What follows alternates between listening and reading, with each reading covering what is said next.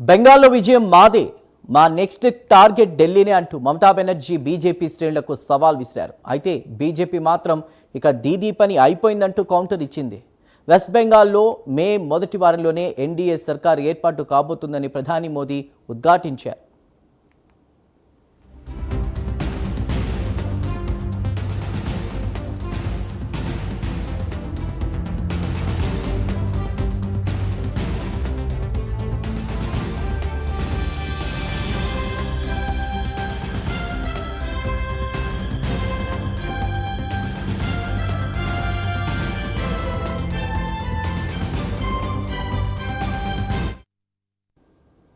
చౌరింగిలో జరిగిన భారీ బహిరంగ సభలో దీదీ ప్రసంగం ఆద్యంతం నిప్పులు చెరిగినట్లు సాగింది.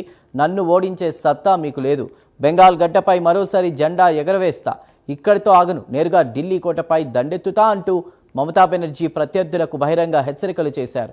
ఇక బీజేపీ కోసం లోపాయికారిగా పనిచేస్తున్న అధికారులపై, ఆ పార్టీ కార్యకర్తలపై మమత ఘాటు వ్యాఖ్యలు చేశారు. బీజేపీకి బ్రోకర్లుగా వ్యవహరిస్తున్న A to Z వరకు అందరి పేర్లు, చిరునామాలు నా డైరీలో నోట్ చేసుకున్నాను.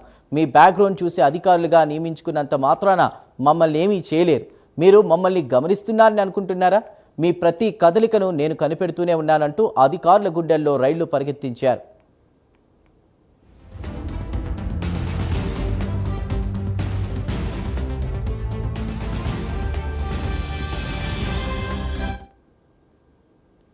ఇక తనకు వ్యక్తిగతంగా అధికారంపై ఆశ లేదని, కానీ బీజేపీని గద్దెదించడమే తన ఏకైక లక్ష్యమని మమతా ప్రకటించారు.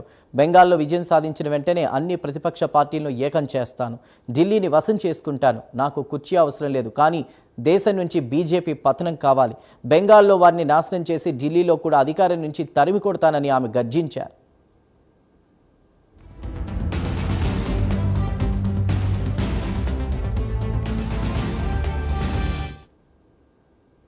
అయితే ఈ వ్యాఖ్యలపై కేంద్ర హోంమంత్రి అమిత్ షా స్పందించారు. ముందుగా బెంగాల్ పరిస్థితి చూసుకోమనండి, ఇక్కడే ఆమె గద్దె దిగబోతున్నారు, ఆమె ఇక ఢిల్లీకి ఎలా వస్తారు అంటూ ఎద్దేవా చేశారు.